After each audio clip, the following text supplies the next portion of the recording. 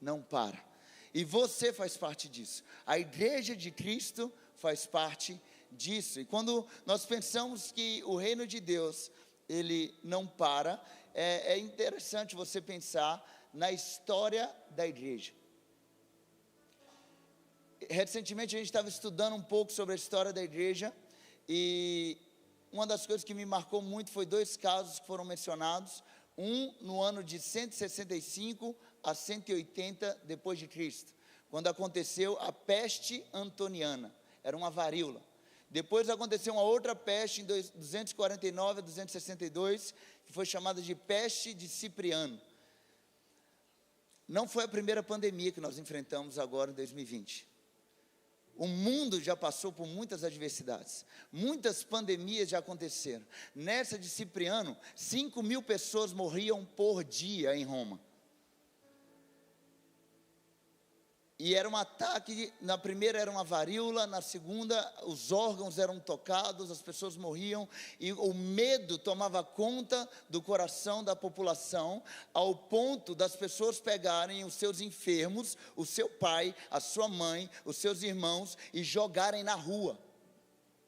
Tamanho medo que as pessoas tinham de ser contaminado por aquela doença.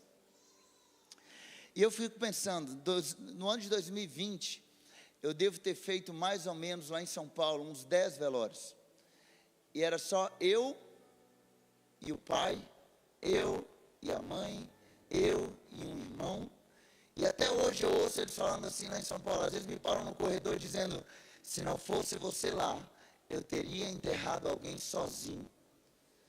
Muito obrigado por você estar comigo naquele momento. E eu não tinha noção da dimensão do impacto que isso traria na vida de uma pessoa. Mas desde então Deus tem falado muito comigo a importância de uma igreja que ama, uma igreja que não tem medo, uma igreja que enfrenta as adversidades, uma igreja que se posiciona em tudo que for necessário, porque ela é uma igreja imparável. Você faz parte de uma igreja que é imparável. Ninguém consegue parar a igreja. Ainda que as nações fechem os templos, ainda que uma religião seja proibida, ainda que caçem qualquer cristão naquela nação, a igreja continua avançando e prosperando. É impossível parar a igreja, porque ela não é um templo físico, ela não é um lugar, ela é um organismo vivo. Ela é composta por gente viva, que está em movimento 7 dias na semana, 24 horas por dia, em movimento, tocando a cidade, encontrando a cidade, levando o amor de Cristo para a cidade. E enquanto eu estava meditando sobre isso essa semana, Deus falou comigo, você precisa lembrar, Zion Church Recife, de quem ela é.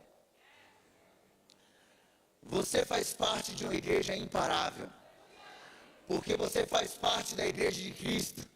E Cristo nunca para, Ele está sempre trabalhando. Ele falou, eu não tenho lugar de descanso, eu não tenho onde reclinar a minha cabeça, porque eu faço o que eu vejo o meu Pai fazendo. E esse é o tema da nossa mensagem de hoje. Fala para a pessoa do teu lado aí, você é imparável. Fala com a outra pessoa aí do teu lado, fala assim, Jesus conta com você. Pessoas precisam ser amadas. Você faz parte de uma igreja imparável. Não é sobre uma religião, não é sobre um templo, não importa o país. Eu ministrei aqui na Voz de Sião sobre céus abertos, falando sobre o Chile. As pessoas lá no Chile falando com a gente, não, aqui não é Brasil, aqui as pessoas não recebem bem o Evangelho. Eu falei, o Espírito Santo de Deus não respeita a geografia. O Espírito Santo de Deus continua se movendo sobre toda a terra. Então Ele vai se mover aqui também. E a gente viu tantas curas, tantas coisas acontecendo, e a mesma coisa acontece aonde? Recife. Nós vimos isso acontecer na Voz de Sião, e nós vimos isso acontecer ontem aqui no Vox. Quem estava aqui no Vox ontem? A presença de Deus, gente sendo curada na coluna, gente sendo curada no ombro, Deus interrompendo tudo para trazer um batismo de amor, falando, você é importante para mim, e palavras proféticas sendo liberadas, destinos sendo liberados. Mas isso só é possível quando a igreja se posiciona. E o primeiro posicionamento que uma igreja imparável precisa ter é que ela enfrenta as adversidades. Nós precisamos enfrentar as adversidades. Nós não podemos parar em meio às adversidades. A gente tem problema na família. Alguém aqui tem problema na família? Eu tenho problema na minha família. Alguém aqui tem problema no trabalho? E olha que eu trabalho na igreja. Todos nós temos o dia a dia. Tem dia que você está no teu melhor dia, tem dia que você não está no teu melhor dia, e acontece, e está tudo bem, e você vai ali, é uma oportunidade de você liberar perdão, estender graça, ser misericordioso, caminhar uma milha a mais. Isso é igreja. Só que quando você pensa em adversidade, eu queria que você abrisse aí comigo, em Hebreus capítulo 10, versículo 35 a 39. Hebreus 10, 35 a 39.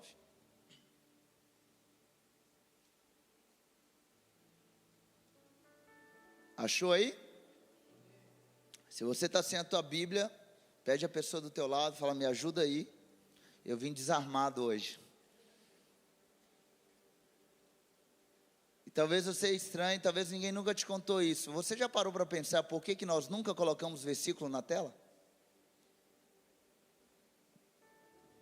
Facilitaria a tua vida, né?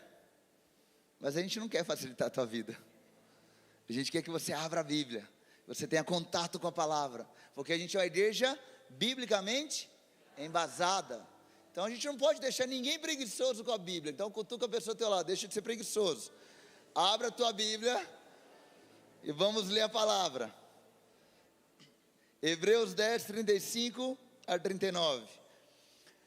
Por isso, não abra mão da confiança que vocês têm. Ela será ricamente recompensada. Vocês precisam perseverar, de modo que quando tiverem feito a vontade de Deus, recebam o que Ele prometeu. Pois em breve, muito em breve, aquele que vem virá e não demorará, mas o meu justo viverá pela fé. E se retroceder, não me agradarei dele. Nós, porém, fala com a pessoa do teu lado, não somos dos que retrocedem e são destruídos, mas dos que creem e são salvos. A igreja nunca recua. A igreja sempre avança. As portas do inferno nunca prevalecerão contra a igreja. Nós nunca paramos. Se for para dar um passo para trás, só se for para pegar embalo, porque a gente não retrocede, a gente avança. E o reino de Deus, ele não para, ele está tocando pessoas, como foi falado aqui no início do culto, com justiça, paz e alegria no Espírito Santo. Só que para isso eu preciso perseverar. E você só constrói perseverança aonde? Na adversidade. Você não constrói perseverança em tempo de paz. Quando você está lá em paz, descansando, em pastos verdejantes, águas tranquilas, você não trabalha perseverança, você trabalha perseverança na adversidade. E muitas vezes Deus permite a adversidade para que você possa conhecer novas faces dele. É muito bom conhecer Deus como seu Salvador, mas tem horas que no meio da adversidade você precisa conhecer que você serve ao Senhor. E Ele é muito mais poderoso do que você imagina. Então, quando a gente pensa em adversidade, como eu falei, a humanidade, ela já passou inúmeras vezes pela adversidade, por pestes, por pandemias e tantas outras coisas, até mesmo, como a gente falou aqui hoje, transições. As transições nem sempre são feitas da melhor forma possível, nem sempre são feitas de forma que agrada o nosso coração, mas no meio da adversidade, você pode se conectar ainda mais com o Senhor. Deixa eu te dizer uma coisa, a nossa koinonia, você sabe o que é koinonia? Koinonia significa comunhão. A koinonia da igreja não é construída na tua alma. A koinonia da igreja é construída no teu espírito. Você foi adotado por Deus para fazer parte da família de Deus. Sabe qual que é a diferença da adoção humana para a adoção celestial? Na adoção humana, o homem pode te dar um nome, ele pode te dar uma família, ele pode te dar até uma herança, mas tem algo que só a adoção celestial consegue te dar: um sangue. O que te faz irmão meu, o que faz, não é um cumprimento gospel, não é um cumprimento cristão, nós somos irmãos porque nós temos um mesmo sangue, o sangue de Cristo. É Ele que te torna meu irmão, é Ele que nos torna parte da mesma aliança, é Ele que hoje nós vamos celebrar em memória no final do culto, a ceia do Senhor, é Ele que faz essa comunhão ser real, ser possível, porque a nossa comunhão está no Espírito, em uma aliança no Espírito, e o que nos conecta é Cristo. Eu amo vocês, me doeu muito quando eu saí daqui em 2019, eu falava: Deus, eu sentia no meu espírito assim, eu não acabei o que eu tinha para fazer naquela cidade. Deus falou: não se preocupe, se você tiver que voltar lá um dia, eu te levo. Eis-me aqui. Mas quando você começa a obedecer e lidar com as adversidades, não como uma dificuldade, mas como uma oportunidade para Deus te levar para o próximo nível, você continua avançando, você continua crescendo, você continua caminhando. Muitas vezes nós estacionamos em meio às adversidades. Deus não te chamou para viver no deserto, você passa pelo deserto. Deserto não é lugar de morada, é lugar de passagem. Então, no meio das adversidades, a gente vai enfrentar tudo isso. O que vai nos sustentar? É nos lembrar de uma coisa que está lá em Romanos 8, versículo 33 a 35. Abre aí comigo, Romanos 8, versículo 33 a 35.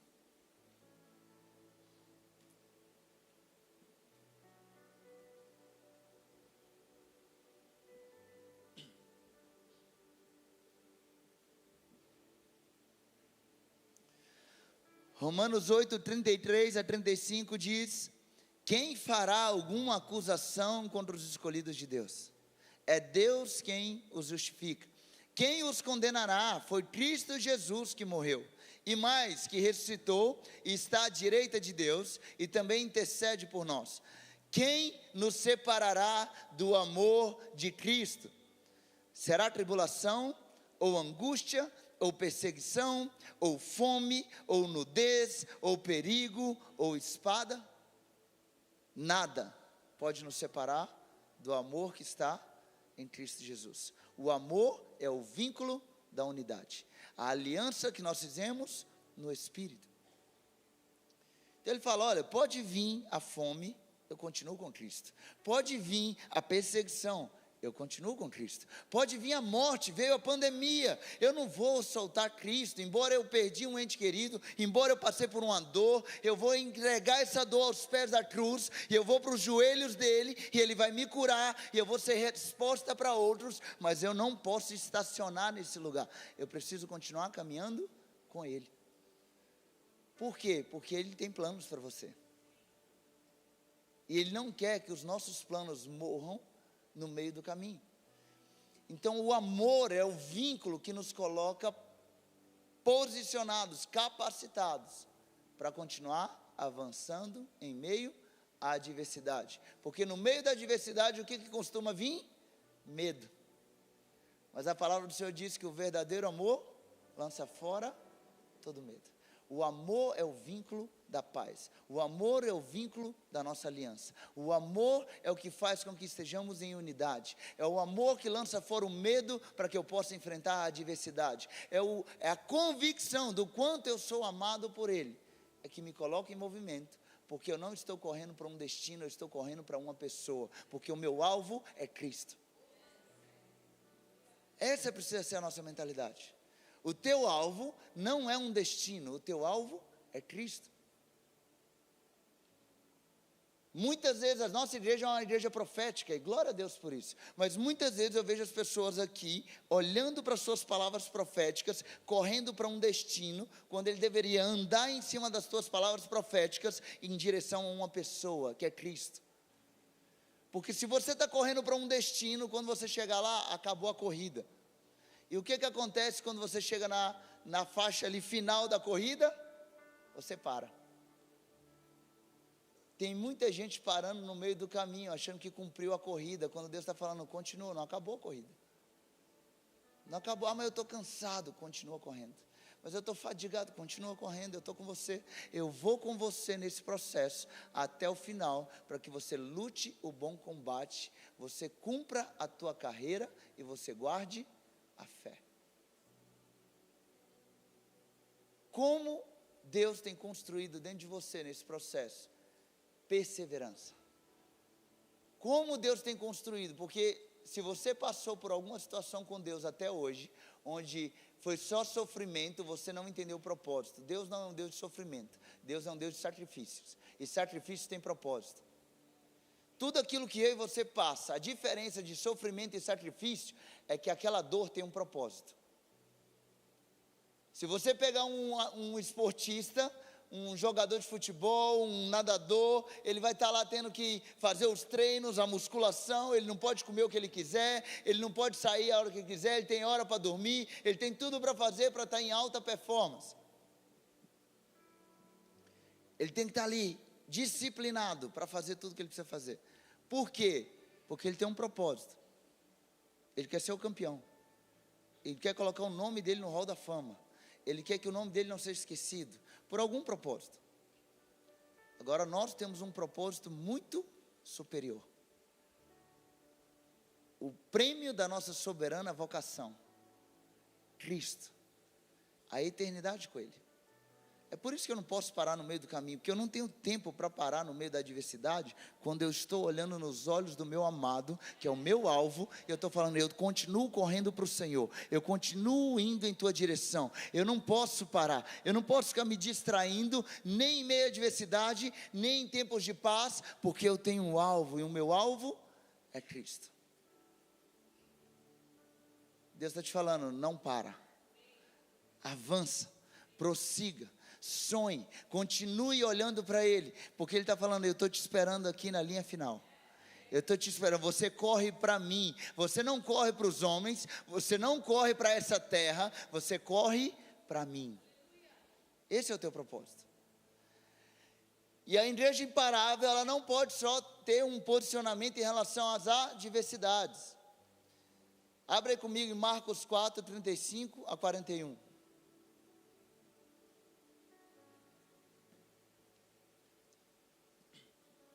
Porque a adversidade, ela já te prepara para uma nova fase. Marcos 4, 35 a 41. Olha o que diz esse texto. Esse é um texto de transição de fases, eu diria assim. Marcos 4, 35 a 41. E naquele dia, sendo já tarde, disse-lhes, passemos para a outra margem. E eles, deixando a multidão, o levaram consigo, assim como estava no barco. E havia também com ele outros barquinhos. E levantou-se grande temporal de vento, e subiam as ondas por cima do barco, de maneira que já se enchia de água. E ele estava na polpa, dormindo sobre uma almofada. E despertaram-no, dizendo-lhe, Mestre, não te importa que pereçamos? E ele, despertando, repreendeu o vento, e disse ao mar, cala-te, aquieta-te. E o vento se aquietou, e houve grande bonança. E disse-lhes, por que sois tão tímidos? Ainda não tendes fé? E sentiram um grande temor, e diziam uns aos outros, quem é este, que até o vento e o mar lhe obedecem? No meio da ventania, no meio das águas batendo no barco, é onde você tem a oportunidade de conhecer não somente o seu Salvador, mas o seu Senhor. Às vezes você conhece o teu Salvador, às vezes você até conhece o teu mestre. Ali na hora do desespero, eles correram para Jesus falando, mestre, mestre, não te importas? Eu imagino Jesus olhando para a cara deles e pensando, você quer que eu faça o quê? Eu faço os 5 passos para como lidar com um barco atacado pela ventania? Os 5 passos do exercício da fé? Você não está precisando de um mestre agora, você precisa do teu Senhor. No momento da ventania, no momento da adversidade, você não precisa de um mestre. Você precisa de um Senhor que tem poder para aquietar o vento.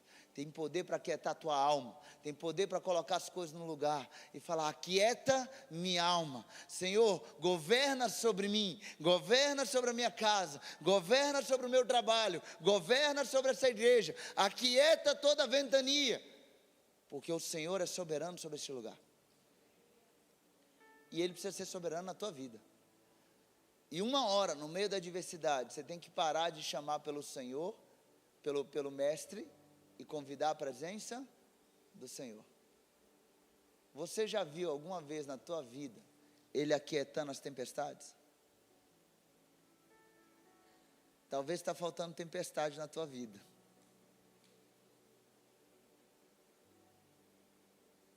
Sabe por quê? Porque você conhece uma nova face dele que talvez você nunca imaginou. Eu me lembro quando a gente estava aqui em 2019, pastor Lucas, pastora Jaque, amo a vida deles, mas eles são tão acelerados quanto o pastor Teófilo. Primeiro ano de igreja nosso aqui, a gente resolveu fazer uma conferência, Geração do Reino, lá no Teatro Rio Mar. E no meio de tudo aquilo, eu recebo uma mensagem do meu irmão: é melhor você vir para Minas Gerais, porque senão você não vai ver a nossa mãe mais. Minha mãe foi fazer a unha, a mulher cortou um pedaço lá no dedo, um corte. Ela foi para o hospital, ela fez uma limpeza ali, ok, fez o curativo, passou pelo curativo, foi para casa, continuou doendo, voltou para o hospital, e quando olharam, o dedo já tinha necrosado. Ela teve que amputar o dedo. E eu não sabia de nada. Eu só fui saber na conferência, porque aquilo que era uma amputação de um dedo, que já é gravíssimo, começou a vir uma infecção generalizada. E eu estou aqui, responsável 100% pela conferência. E o meu coração está assim, é o meu xodó. Deus, isso não é justo. Eu preciso voltar para Minas Gerais agora. Eu preciso ir para minha casa. Eu preciso encontrar, é a minha mãe. É aquela que me ensinou tudo que eu sei. É a mulher de oração que me colocou nos teus caminhos. Eu preciso voltar para casa. E ele fala assim: quem coloca a mão no arado não é digno de olhar para trás. As crianças do G52 amanhã não tem nada a ver com isso. Cuida das minhas coisas, eu vou cuidar das tuas. Você vai ver tua mãe. No outro dia, eu me lembro até hoje, era tanto pó de ouro, era um menino curado com a tala, era tanta presença do Espírito Santo, e o pessoal olhando e falando assim: mano, ninguém está entendendo nada, o que está acontecendo? E eu aqui tentando manter a compostura, não me derreter no meio de tudo que estava acontecendo, segurando o choro, e estou lá fazendo tudo. Por quê? Porque o reino não para. E eu estou lá com tudo aquilo. Quando terminou, a gente foi fazer uma oração com todos os voluntários.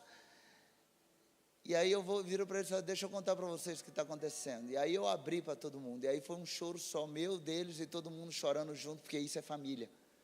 Isso é unidade. É você chorar com os que choram, é você sorrir com quem sorri. E a gente ali no meio de tudo aquilo, vendo o poder de Deus. E Deus me permitiu voltar, e hoje minha mãe está lá, está bem, passou pelos processos que tinha que passar. E ao mesmo tempo você olhar: eu não posso parar, porque tem algo para ser feito nessa terra que é eterno, que é acima de mim, que é acima de você, que às vezes as nossas dificuldades vai falar com você: para, joga tudo para o alto, larga tudo que você está fazendo. Não.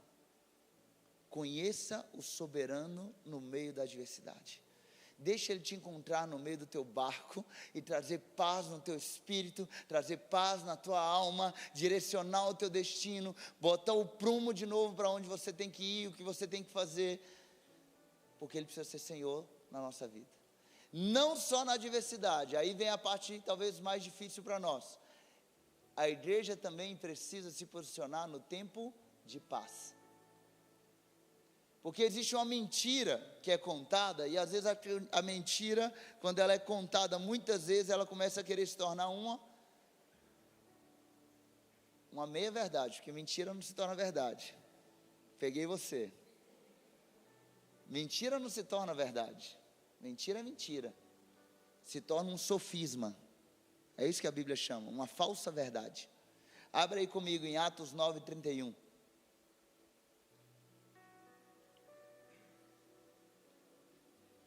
Atos 9:31. Então a igreja, ela não só ela precisa enfrentar as adversidades, como ela também precisa continuar avançando no tempo de paz.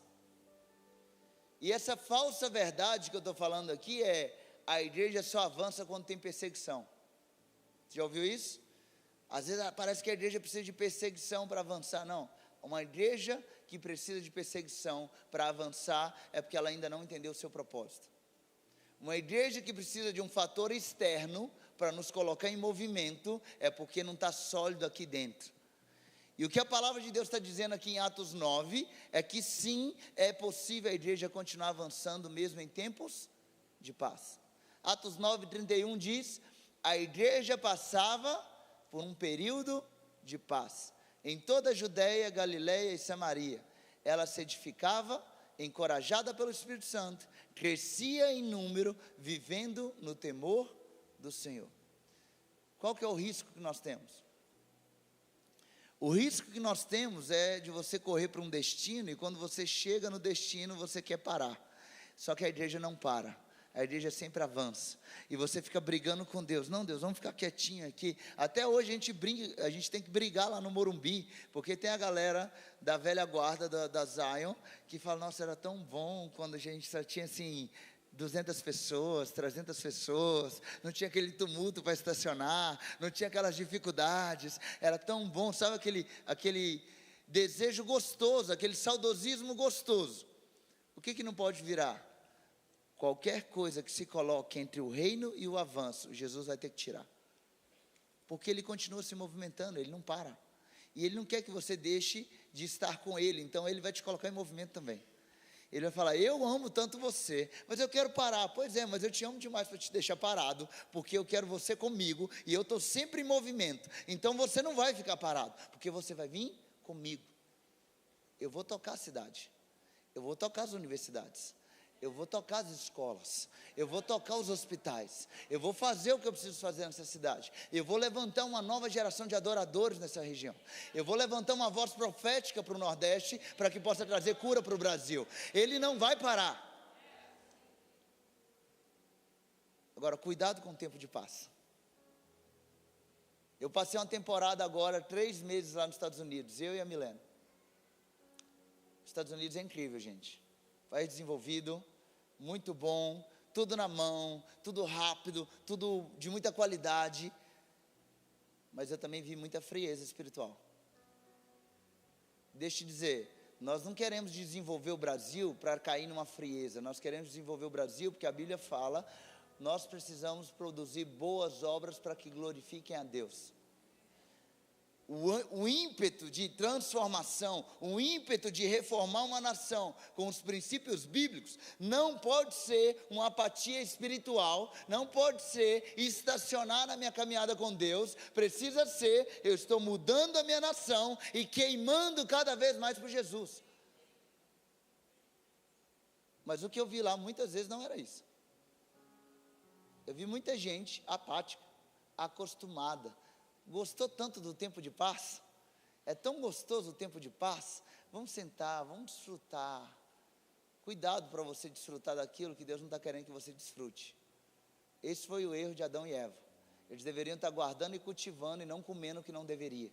Tem hora que a gente tem que ter cuidado com os tempos de paz, para você não querer consumir algo que não é para você consumir algo que pode acabar te matando e te levando para um lugar de apatia. E olha o que essa igreja fazia. Ela fazia 4 coisas aqui em Atos 9:31, no tempo de paz. Primeira coisa, ela se edificava. Ela se edificava, ela não parava, ela estava construindo algo no espírito, construindo algo de conexão, de comunhão, de unidade. Ela estava construindo algo talvez até mesmo físico, de expansão, como a gente já tem falado aqui. Prepara para orar e jejuar, porque nós vamos conquistar territórios nessa cidade, não só esse prédio, mas outros que virão, para a expansão do reino de Deus. Então, no tempo de paz, vem a grande bonança, mas também vem grande responsabilidade. Ele fala: olha, a igreja, o que ela estava fazendo no tempo de paz? Ela não estava parada, sentada, sem fazer nada, ela estava edificando. Ela não estava só edificando, ela estava encorajando no Espírito Santo. No tempo de paz, você não tem que ficar sentado, você tem que ficar de joelho. Qual é a próxima temporada, Senhor? O que o Senhor quer fazer através de nós? Para onde o Senhor está nos levando? Como será daqui para frente? Eis-me aqui, Senhor, envia-me a mim. Onde precisa de mim no teu reino? Eu estou disponível para o Senhor. Ela edificava, ela encorajava no espírito, ela crescia em número. E ela vivia no temor do Senhor. Mesmo no tempo de paz, existia colheita. Mesmo no tempo de paz, existia edificação, existia encorajamento no Espírito Santo, existia temor do Senhor, porque a igreja não para. Então a igreja não para na adversidade, porque ela precisa lutar. Nós não podemos ser como Davi, quando era tempo de guerra e ele estava no palácio. Assim como eu também não posso, em tempos de paz, ficar sentado em berço esplêndido, quando eu deveria estar edificando, encorajando. Aproveita, levanta as muralhas, constrói aqui o Azal, constrói aqui os links, constrói o G52. Vamos construir, por quê? Porque vai vir muita gente para receber do Espírito. Eu preciso construir. Eu preciso edificar, eu preciso fazer com que a igreja continue avançando. Como? No temor do Senhor. A igreja não avança, a igreja não está preocupada com números, porque ela quer ser uma igreja relevante, até porque no mundo a gente conhece inúmeras igrejas com milhões de seguidores sem relevância nenhuma. Relevância não tem a ver com o tamanho de quantidade de pessoas, mas com o comprometimento dos discípulos.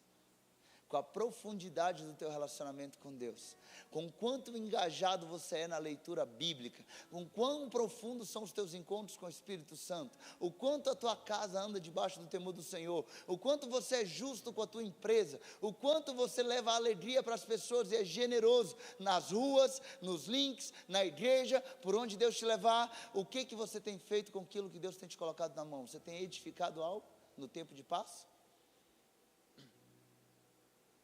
Talvez você passou por muitas lutas. Hoje você olha para a tua casa está em paz, está uma calmaria.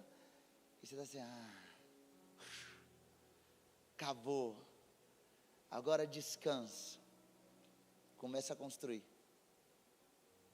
Começa a convidar a presença do Espírito Santo. Não se acostume com esse lugar.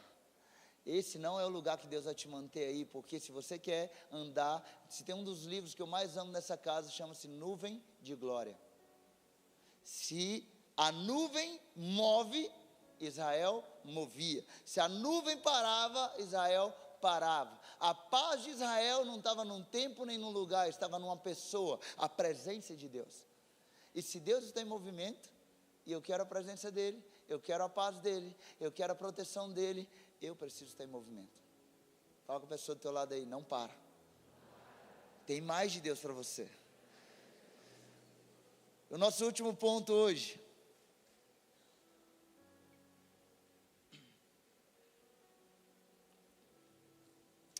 Além de enfrentar as adversidades, além de ter uma mentalidade que constrói mesmo em tempos de paz, nós precisamos ter também uma mentalidade onde a igreja é imparável, ela sempre é focada em Cristo. Ela sempre é focada em Cristo. A igreja não é construída sobre homens. A igreja não é construída sobre pessoas. Eu acho que esse foi um dos melhores ensinamentos que eu recebi do pastor André Tanaka. Desde que eu comecei, eu corria para lá e para cá, e eu fazia tudo o que eu podia fazer por essa igreja, e um dia ele me disse assim, Elvésio, a igreja não é construída sobre o sangue de homens, a igreja é construída sobre o sangue de Cristo. E essa é uma verdade absoluta. A igreja não é construída, Zion Church não é construída sobre pastora Sara, não é construída sobre pastor Teófilo e pastora Júnia, não é construída sobre mim agora como um pastor da Zion Recife, nem do pastor Teófilo que virá o ano que vem, e glória a Deus por isso. Eu estou muito feliz, cara, vocês são privilegiados, o quanto eu amo essa casa, e saber que ele vai passar uma temporada com vocês aqui. E vocês precisam honrar muito isso. Se você não mandou uma mensagem ainda para ele, manda uma mensagem no Instagram dele lá, fala: pastor, obrigado pela tua disponibilidade. Você está pegando a tua esposa, a tua casa, pegando toda a tua estrutura familiar, saindo do teu tempo de paz, do teu conforto, para vir lutar com a gente e conquistar territórios em Recife. Se você não fez isso, eu te aconselho a fazer, porque está requerendo um esforço muito grande, para ele abrir mão de tudo que tem lá, com um amor muito grande por essa casa, para falar: eu quero estar lá, eu sinto do Espírito que eu preciso ter uma conexão maior com o Zion Recife. E quando você pensa nisso, você fala: cara, glória a Deus por tudo isso, mas no final do dia, quem mantém essa casa de pé é um só, Cristo. Ele é a rocha, Ele é a pedra angular, é para Ele que nós corremos. Então abra aí comigo, Filipenses capítulo 3, versículo 10 a 15, Filipenses capítulo 3, versículo 10 a 15.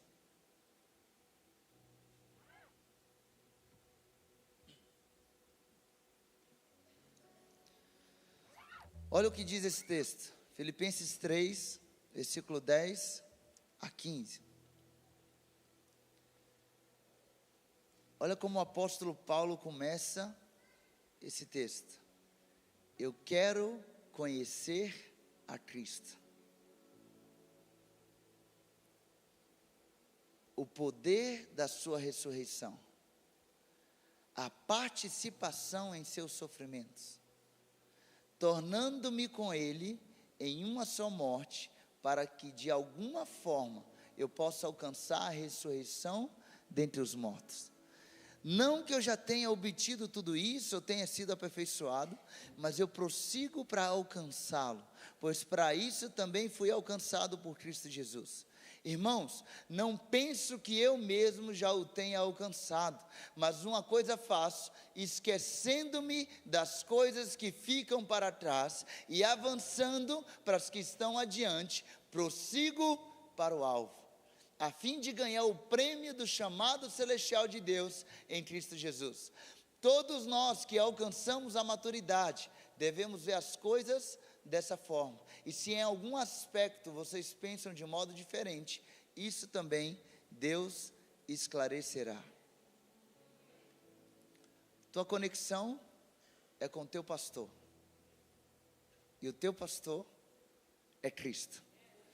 Aqui na terra, como pastor, eu sou um pastor delegado por Cristo. Quem é o verdadeiro pastor? É Cristo. As ovelhas pertencem a quem? A Cristo. As igrejas são o quê? Apriscos. Para que o verdadeiro pastor possa nos pastorear dia após dia.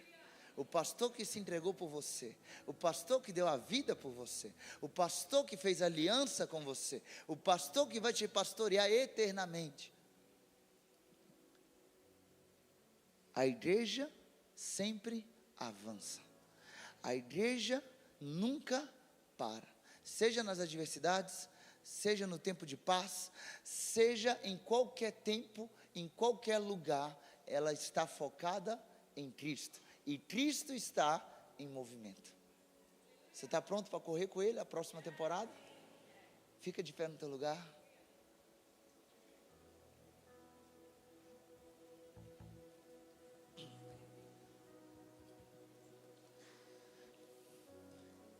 E não tem jeito melhor da gente receber dele tudo que a gente tem para receber aqui, do que começar simplesmente reconhecendo a presença dele neste lugar.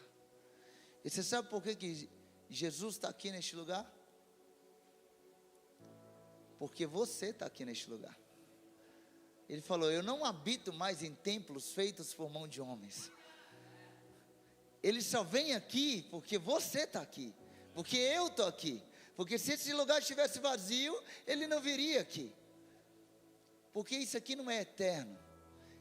Quando você quer tocar a eternidade, você toca pessoas. Prédios não são eternos, pessoas são eternas, e nós queremos tocar pessoas nessa cidade, nós queremos levar o reino de Deus nessa cidade, por onde o Senhor nos levar, mas nós não conseguiremos fazer isso se não for cheios da presença. Feche teus olhos por um instante.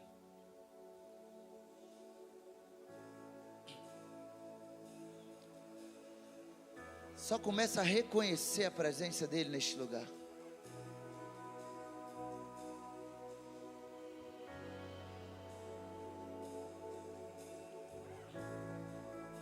Você não precisa de uma sensação para reconhecer a presença dele neste lugar.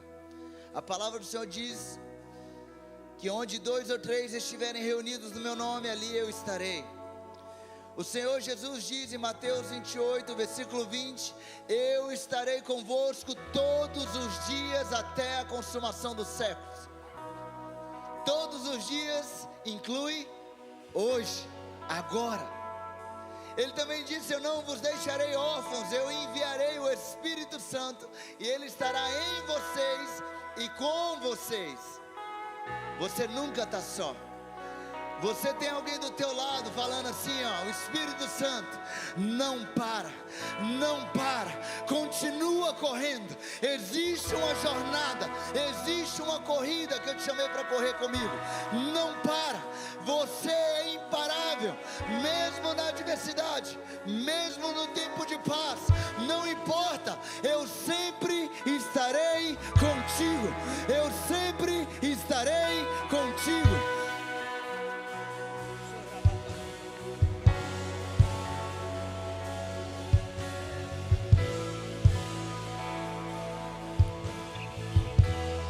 Com esse coração cheio de gratidão, cheio de convicção da presença dEle, nós vamos sentar à mesa do Rei essa manhã, amém?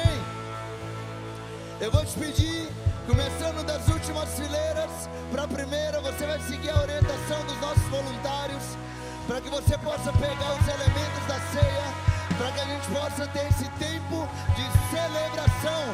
Sabe por que celebração? Porque Ele está vivo.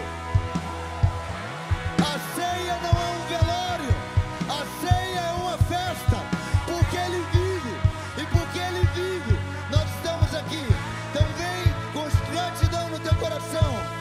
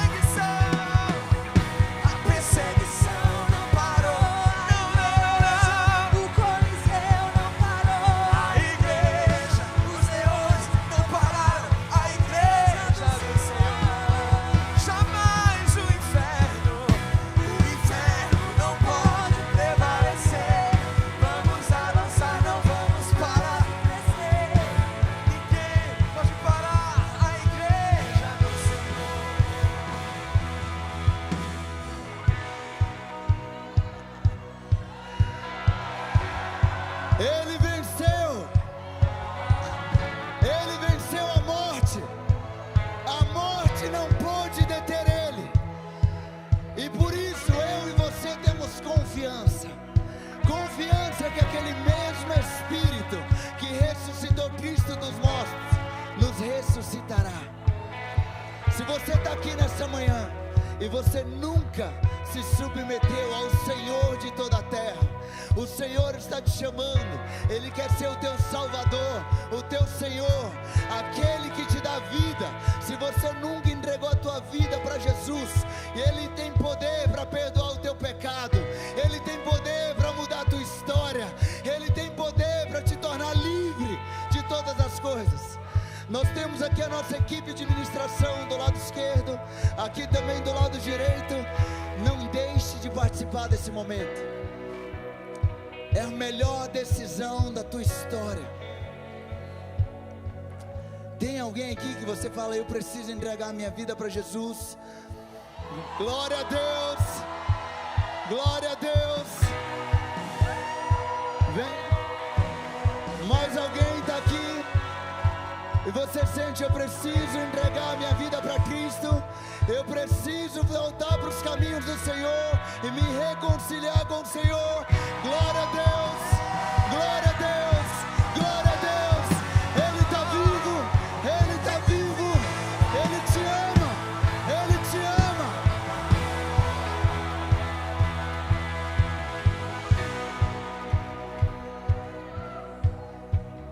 Ele é o único poderoso para perdoar pecados. Ele é o único para mudar a história de uma pessoa.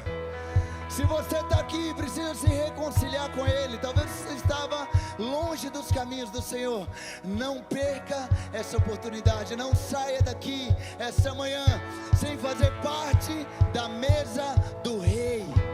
Ele é o Rei de toda a terra. Espírito Santo, enche este lugar com a tua presença. Obrigado porque o Senhor morreu no nosso lugar. Obrigado, obrigado, Senhor, pelo teu sangue que nos lava e que nos torna puros, alvos como a neve. Obrigado porque nós estamos livres de toda culpa, todo pecado e toda condenação, porque nenhuma condenação há para aqueles que estão em Cristo Jesus. Vocês estão prontos? A palavra do Senhor diz que esse pão, ele representa o corpo de Cristo entregue em nosso favor. O corpo partido. Fala com a pessoa do teu lado: aquela cruz não era dele, aquela cruz era nossa. Ele tomou a nossa cruz para que fôssemos livres. Pega o teu pão.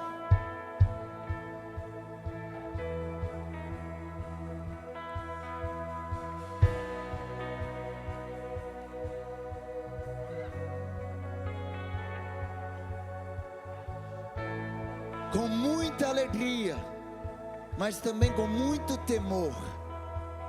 Nós nos alegramos na ceia, porque não é um velório. Mas nós não menosprezamos a dor dele, nós não menosprezamos o sacrifício de Cristo, nós não menosprezamos o que ele fez por nós, mas nós nos alegramos porque aquela cruz está vazia, e por isso nós celebramos. Pode tomar o teu pão.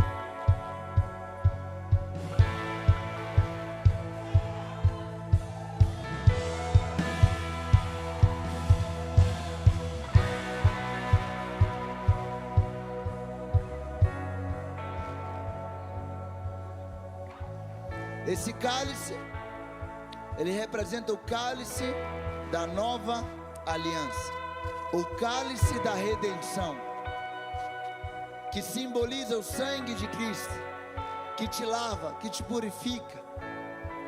Nós declaramos já a Deus que enquanto as pessoas estão tomando esse cálice, pessoas serão curadas. Nós seremos curados, nós seremos libertos, nós seremos restaurados, porque há poder no sangue de Jesus. Pode tomar o cálice.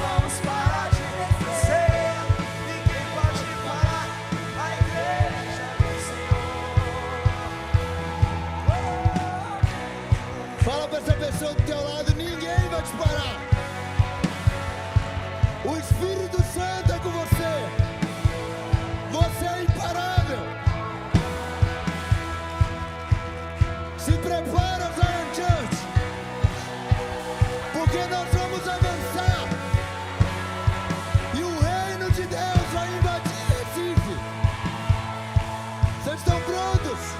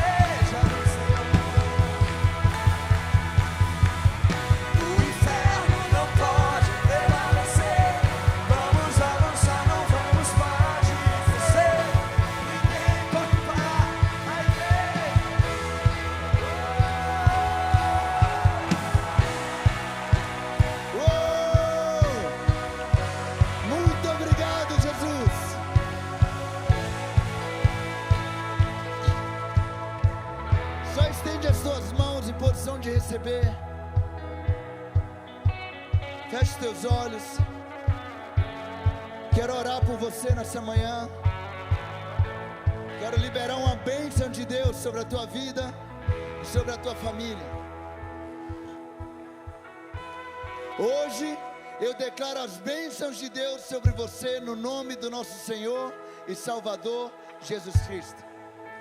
Assim como Abraão foi abençoado de todas as formas, que Deus o abençoe e abençoe a tua família, suas propriedades, faça de você uma bênção para as nações. Assim como Deus abençoou Jacó, mudando o nome dele para Israel, que também o seu nome, cristão, o leve a ser frutífero e multiplicar tudo que Deus colocar em tuas mãos. Quando você for tentado e provado, que você saia vitorioso como Jó, com a porção dobrada de tudo aquilo que tinha antes.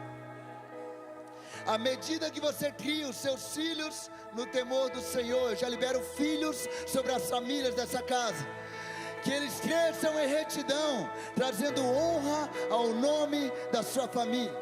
Quando você honrar a Deus com seus dízimos e ofertas, que as bênçãos do Senhor, inclusive as materiais e financeiras, alcancem e transbordem na sua vida.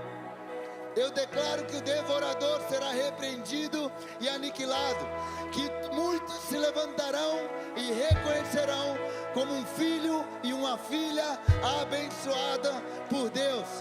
Enquanto você espera no Senhor, obedece a sua palavra e o busca acima de tudo, que as bênçãos de saúde, coragem, proteção e favor sejam a sua recompensa. Que o Senhor te proteja e te guarde, que Ele guarde a tua entrada e a tua saída, que Ele faça resplandecer sobre ti o teu rosto e te conceda a paz. Eu te abençoo, Zion Church, em nome do Pai,